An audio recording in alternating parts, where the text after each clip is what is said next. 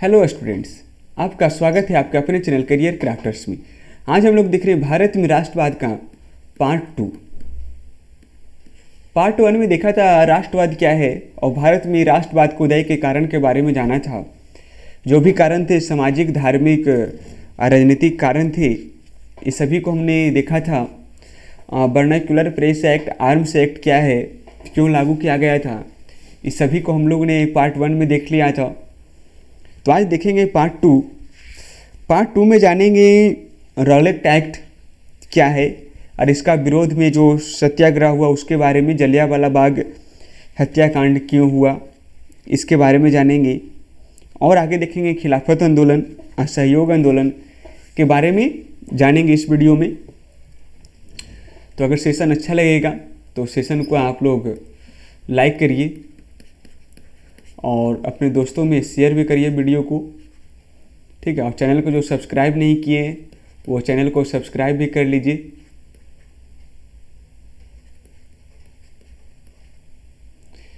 ठीक है, तो बाकी हम लोग देखते हैं रॉलेट एक्ट। ठीक है, ये रॉलेट एक्ट है क्या? इसको कह सकते हैं रॉलेट अधिनियम। ठीक है, कहता है यह जो नियम था रॉलेट एक्ट, इसको 21 मार्च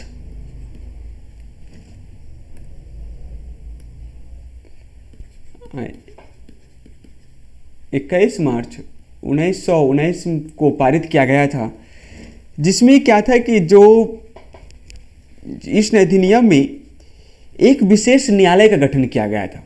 ठीक है, क्या एक विशेष न्यायालय का गठन किया गया था और इस न्यायालय का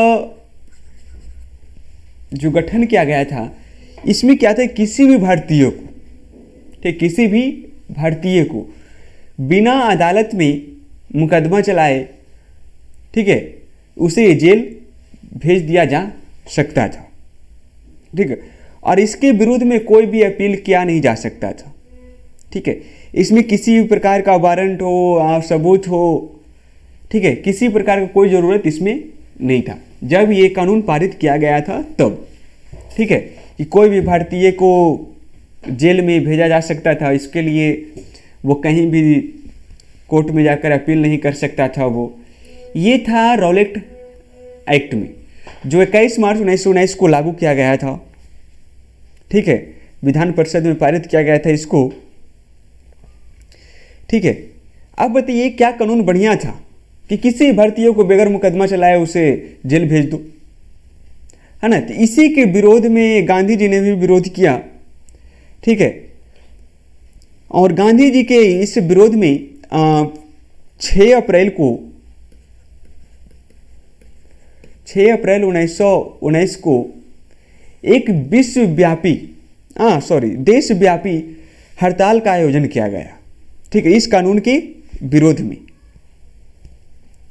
ठीक है, गांधी जी की अध्यक्षता में सत्याग्रह सभा आयोजित किया गया जो 6 अप्रैल 1919 को, ठीक है, देशव्यापी हड़ताल आयोजित किया गया, जिसमें ये आंदोलन जो कई जगहों पर हिंसात्मक हो गया था, है ना, हिंसा का रूप ले लिया था ये आंदोलन।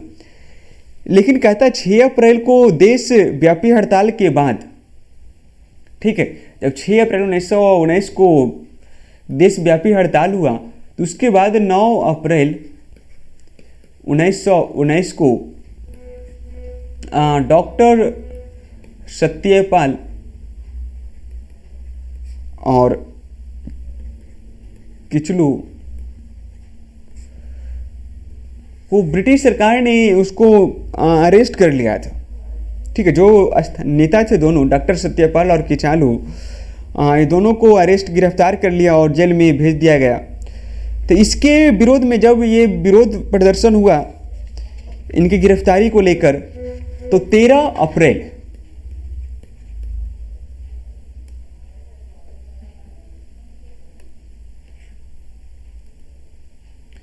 क्या 13 अप्रैल 1919 को जलियांवाला बाग में एक सार्वजनिक सभा बुलाया गया था।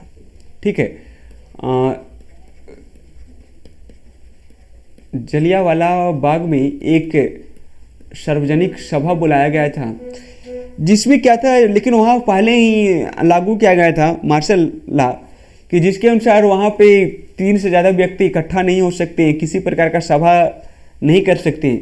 लेकिन उन लोगों को मालूम नहीं था, ठीक है, जलियांवाला बाग का जो आयोजन हो रहा था उनमें किसी को नहीं पता था कि यहाँ पर मजिस्ट्रेट लॉ लागू है।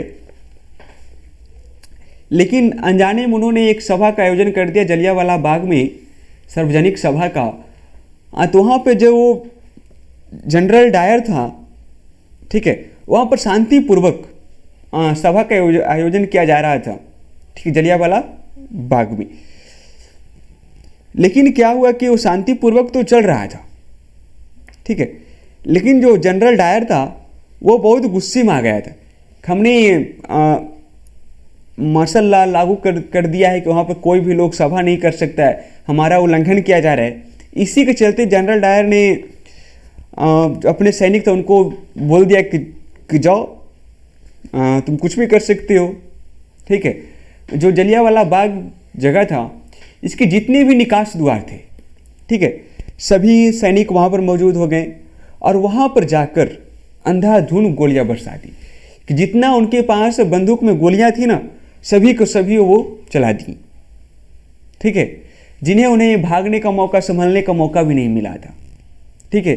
और इस हत्याकांड में लगभग 1000 लोग मारे गए थे, ठीक है। जो नरसंहार हुआ उसमें 1000 लोग मारे गए थे, जिसमें छोटे बच्चे भी थे, औरतें भी थी, महिलाएं भी थी, ठीक है, बूढ़े वयस्क भी थे। आए समझ में, 1000 लोग। तो ये बहुत बड़ा नरसंहार था जलियांवाला बाग हत्याकांड, ठीक। इतना गोलियां चलाई जब तक कि बंदूक में ब्रिटिश सैनिक के बंदूक में गोलियां खत्म नहीं हुई, जब तक गोलियां वो चलाते रहा था, ठीक है। अब भागने का मौका भी नहीं मिला और ना किसी प्रकार का वो वार्निंग दिया, डायरेक्ट जाकर फायरिंग करवा दिया वो, ठीक है। तो इसके बाद जो जलियांवाला बाग हत्याकांड हुआ 13 अप्रैल 1919 को, ठीक है।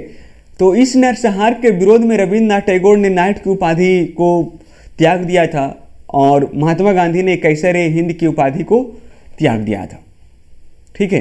इसको देखेंगे, पहले समझ लीजिए, ठीक है। इस नरसंहार के विरोध में रविन्द्रनाथ टैगोर ने नाइट की उपाधि त्याग दी थी और महात्मा गांधी ने कैसर हिंद की उपाधि त्याग दी थी, ठीक है। ये हो गया हमारा जलियांवाला बाग हत्याकांड क्यों हुआ था ये भी जान लिए, और रॉलेट एक्ट किया था, ठीक है। तो देखते हैं, कहता है रॉलेट एक्ट को 1919 में पारित किया गया था, है ना, जिसमें किसी भारतीय को बिना अदालत में मुकदमा चलाए जेल में बंद किया जा सकता था। जो रॉलेट एक्ट है उसको 1919 में पारित किया गया था, जिसमें किसी भी भारतीय को, ठीक है, बिना मुकदमा चलाए जेल में बंद किया जा सकता था। ये क्या था? रॉलेट एक्ट था, ठीक है। नेक्स्ट है, कहता है इसी कानून के विरोध में 13 अप्रैल 1919 को प्रसिद्ध जलियांवाला बाग हत्याकांड हुआ था।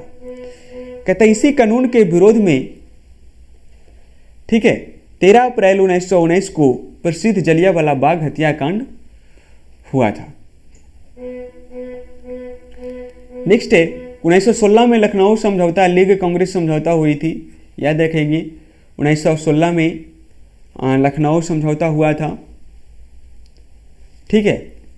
आगे देखते हैं कि जलियांवाला बाग नरसंहार के विरोध में, जो जलियांवाला बाग नरसंहार था, इसके विरोध में रविन्द्रनाथ टैगोर ने नाइट की उपाधि त्याग दी और गांधी जी ने कैसर हिंद की उपाधि त्याग दिए थे, ठीक है। किसके विरोध में? तो जलियांवाला बाग जो नरसंहार था उसके विरोध में रविन्द्रनाथ टैगोर ने नाइट की उपाधि त्याग दी और गांधी जी ने कैसर हिंद की उपाधि को त्याग दिया था। कंप्लीट है, तो इसको ध्यान रखेंगे। जलियांवाला बाग हत्याकांड कब हुआ? तो 13 अप्रैल 1919 ईस्वी को, और रॉलेट एक्ट 1919 में पारित किया गया था। ठीक है, और जलियांवाला बाग हत्याकांड हुआ था जो रॉलेट एक्ट के विरोध में ही। ठीक है, नेक्स्ट देखते हैं खिलाफत आंदोलन। तो पता ही है कि तुर्की के सुल्तान को ही खलीफा बोला जाता था। ठीक है, क्योंकि वो इस्लामिक संसार का वो सुल्तान हुआ करता था। देखते हैं नेक्स्ट है खिलाफत आंदोलन। ध्यान रखेंगे, खिलाफत आंदोलन के बारे में देखते हैं। कहता है प्रथम विश्व युद्ध में ब्रिटेन के खिलाफ तुर्की की पराजय के फलस्वरूप ऑटोमन साम्राज्य को विघटित कर दिया गया। ऑटोमन साम्राज्य का अर्थ हो गया, कर सकते हैं, उस्मानिया सल्तनत। उस्मानिया सल्तनत, ठीक है। ऑटोमन साम्राज्य का अर्थ क्या हो गया? उस्मानिया सल्तनत। कहता है प्रथम विश्व युद्ध में ब्रिटेन के खिलाफ, है ना, तुर्की की क्या हो गई थी? पराजय हो गई थी, हार हो गया था। और इसी हार के फलस्वरूप, 1 मिनट, हाँ, हार के फलस्वरूप क्या हुआ? ऑटोमन साम्राज्य को विघटित कर दिया गया, है ना, उसको तोड़ दिया गया। ठीक है, विखंडित हो गया। तो तुर्की के सुल्तान को अपने शेष प्रदेशों में भी अपनी सत्ता के प्रयोग से वंचित कर दिया गया था। ठीक है, जब तुर्की का हार हुआ तो हार के फलस्वरूप क्या हो गया कि जितने भी तुर्की के सुल्तान को शेष प्रदेश था उसमें सत्ता से उनको वंचित कर दिया गया, सत्ता से हटा दिया गया। और ऑटोमन साम्राज्य का शासक तुर्की के सुल्तान इस्लामिक संसार का खलीफा हुआ करता था। जो कहता है ऑटोमन साम्राज्य का शासक तुर्की के सुल्तान, ठीक है, तुर्की के सुल्तान इस्लामिक संसार का खलीफा हुआ करता था। कहता था भारत के मुसलमानों ने तुर्की के साथ किए जाने वाले दुर्व्यवहार के कारण खिलाफत आंदोलन की शुरुआत हुई थी। ठीक है, जब उसका कह सकते जो ऑटोमन साम्राज्य का शासक तुर्की के सुल्तान इस्लामिक संसार का खलीफा हुआ करता था। ठीक है, और भारत के मुसलमानों ने तुर्की के साथ किए जाने वाले दुर्व्यवहार के विद्रोह में, है ना, दुर्व्यवहार के कारण खिलाफत आंदोलन का शुरुआत हुआ था। ठीक है, जो कि भारत में खिलाफत आंदोलन 1920 में शुरू हुआ था। ठीक है, कब शुरू हुआ था? तो 1920 में शुरू हुआ था। इसमें कह सकते हैं जो भारतीय मुसलमानों थे ना, वो तुर्की के प्रति जो ब्रिटेन का जो नीति था, ठीक है, उस नीति को बदलने को लेकर, ठीक है, आंदोलन प्रारंभ किया था। जो आंदोलन हुआ था तुर्की के खिलाफ जो नीति था ब्रिटेन का, उसके विरोध में जो आंदोलन हुआ था, इसी को हम लोग क्या कहते हैं? खिलाफत आंदोलन कहते हैं। कंप्लीट है। खिलाफत आंदोलन क्या है तो समझ जाइएगा, 1 सेंटेंस में जान लीजिए कि भारत के मुसलमान ने, ठीक है, तुर्की के खिलाफ जो ब्रिटेन ने नीति बनाई थी, इसके विरोध में जो आंदोलन शुरू हुआ था, ब्रिटेन के विरोध में जो आंदोलन शुरू हुआ था, उसे वो क्या कहते हैं? खिलाफत आंदोलन कहते हैं। ठीक है, अब भारत में खिलाफत आंदोलन कब शुरू हुआ था? तो 1920 में शुरू हुआ था। कंप्लीट है। और ऑटोमन साम्राज्य का अर्थ क्या हो जाता है? तो उस्मानिया सल्तनत हो जाता है। ठीक है, और इस्लामिक संसार का खलीफा कौन हुआ करता था? तो तुर्की का सुल्तान। ठीक है, जिसको कह सकते हैं कि उसको सत्ता से बेदखल कर दिया गया था। उसका कोई भी किसी प्रदेश में वो सत्ता को संचालित नहीं कर सकता था। ठीक है, तो आगे देखते हैं।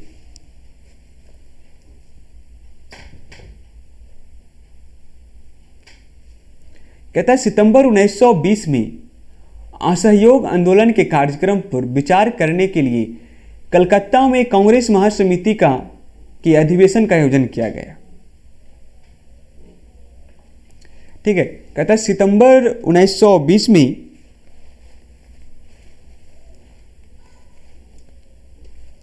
उससे पहले कुछ पॉइंट उसको देख लेते हैं, उसके बाद इस चीज को देखेंगे।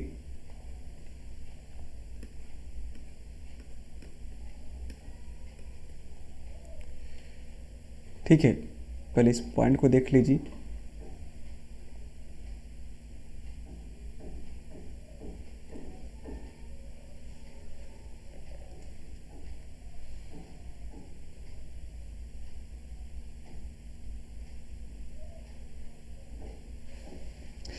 कहता है खिलाफत जो आंदोलनकारी थे उन्होंने कुछ मांग किया था, जिसमें सबसे पहला क्या था कि अरब प्रदेश को, ठीक है,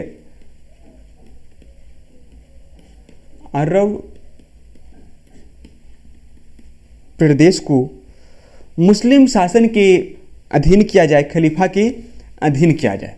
ठीक है, जो अरब प्रदेश थे उनको मुस्लिम शासन खलीफा के अधीन किया जाए।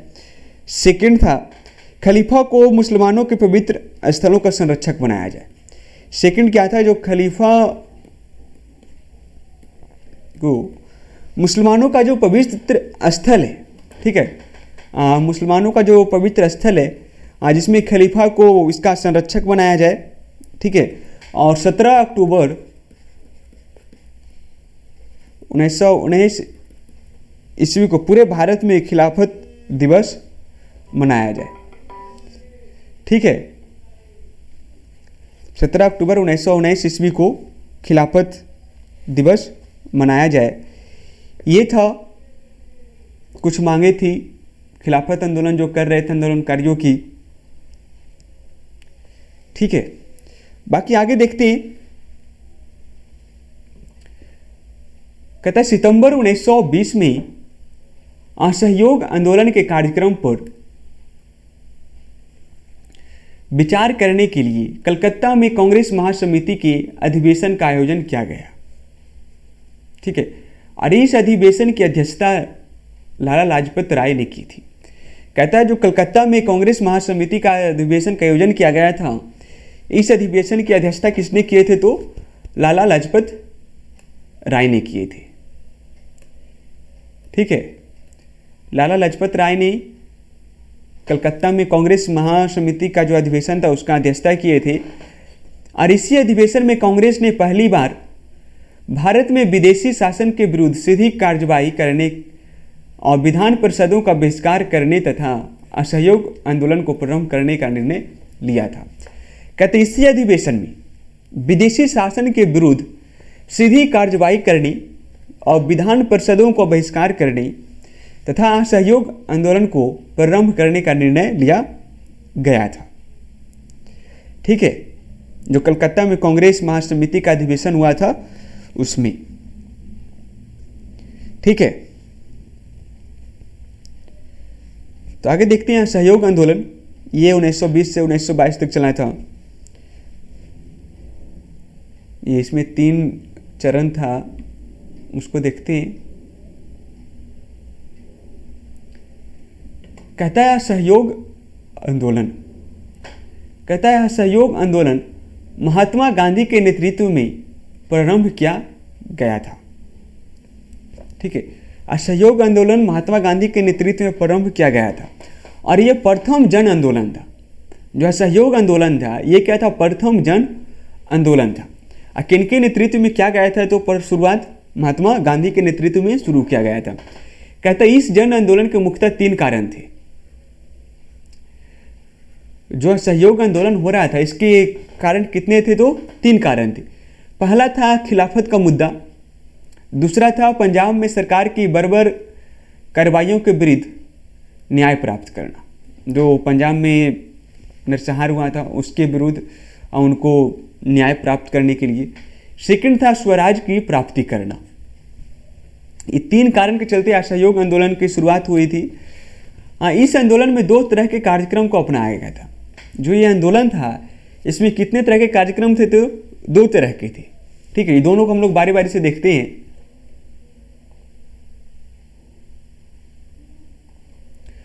तो सबसे पहला है 1 नंबर, अंग्रेजी सरकार को कमजोर करने एवं नैतिक रूप से पराजित करने के लिए विध्वंसात्मक कार्य, जिसके अंतर्गत सरकारी तथा गैर सरकारी समारोह का बहिष्कार करना। कहता है देखिए, जो अंग्रेजी सरकार को कमजोर करने, नैतिक रूप से पराजित करने के लिए सरकारी समारोह का बहिष्कार करना था और सरकारी स्कूलों एवं कॉलेजों का बहिष्कार करना आदि शामिल था। ठीक है, हम लोग सरकारी कॉलेज स्कूल का बहिष्कार करेंगे, सरकारी जो समारोह होता है उसमें हम लोग नहीं जाएंगे, शामिल नहीं होंगे, उसका हम लोग बहिष्कार करेंगे। ठीक है, ये था पहला कार्यक्रम था, है ना, बिल्कुल एकदम शांति व्यवस्था की तरह। ठीक है, और सेकंड था कि रचनात्मक कार्यों के अंतर्गत न्यायालय के स्थान पर पंचों का फैसला मानना, राष्ट्रीय विद्यालयों एवं कॉलेजों की स्थापना, स्वदेशी अपनाना, चरखा खादी को लोकप्रिय बनाना आदि शामिल था। देखिए, जो दूसरा कार्यक्रम था वो क्या था कि जो न्यायालय है, न्यायालय के स्थान पर पंचों का फैसला को मानना होगा, राष्ट्रीय विश्वविद्यालय एवं कॉलेज की स्थापना करना है, स्वदेशी को अपनाना है और चरखा ये सब को जो कह सकते हैं हैंडलूम था उसको लोकप्रिय बनाना था। ठीक है, ये था क्या सेकंड। दूसरा कार्यक्रम ये था। ठीक है, ये 2 कार्यक्रम थी क्या, असहयोग आंदोलन का। तो कहता है असहयोग आंदोलन की शुरुआत जनवरी 1921 में हुआ था। ठीक है, जनवरी 1921 में असहयोग आंदोलन की शुरुआत हुआ था। आगे देखते हैं।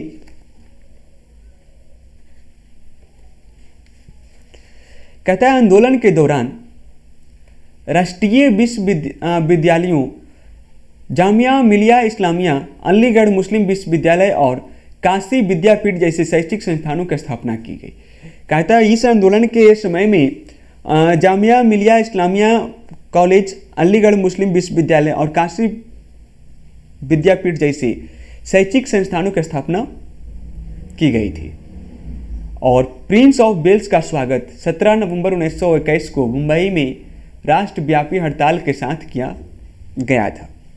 ठीक है, और हम लोग वही टॉपिक को जानेंगे जो एग्जाम के से ज़्यादा संबंधित है। ठीक है, और असहयोग आंदोलन के बारे में करेंगे तो बहुत ज़्यादा है। ठीक है, तो इसके अंदर की बातों को हम लोग धीरे धीरे जानेंगे हर एक पार्ट में। इसी में था एक चौरा चौरी कांड भी था। ठीक है, इसको हम लोग नेक्स्ट पार्ट में देख लेंगे कि चौरा चौरी हत्याकांड क्या था। ठीक है, तो ये हमारा था असहयोग आंदोलन जो 2 चरणों में हुआ था, जिसकी 3 मांगे थी और 2 तरह के कार्यक्रम थे। ठीक है, और इसी आंदोलन के दौरान में कई विश्वविद्यालयों का स्थापना की गई थी और कहता है प्रिंस ऑफ वेल्स का स्वागत 17 नवंबर 1921 ईस्वी को मुंबई में किया गया था। ठीक है, तो बाकी हम लोग देखेंगे सविनय अवज्ञा आंदोलन और साइमन कमीशन, ये सब के बारे में जानेंगे नेक्स्ट क्लास में। दांडी यात्रा क्या था। ठीक है, नेक्स्ट पार्ट में जानेंगे। तो सेशन अच्छा लगा हो तो सेशन को लाइक भी करिए। ठीक है, वीडियो को लाइक भी करिए और अपने दोस्तों में शेयर भी करिए ज़्यादा से ज़्यादा। और किसी प्रकार का कोई समस्या होता है तो कमेंट करके ज़रूर बताइए आप लोग। ठीक है, और हम लोग उसी टॉपिक को देख रहे हैं जो एग्ज़ाम के व्यू से महत्वपूर्ण होता है, जो प्रश्न पूछे जाते हैं उसी को हम लोग जान रहे हैं। ठीक है, तो आज के लिए इतना ही। बाकी मिलते हैं हम लोग नेक्स्ट क्लास में नेक्स्ट पार्ट के साथ। ठीक है।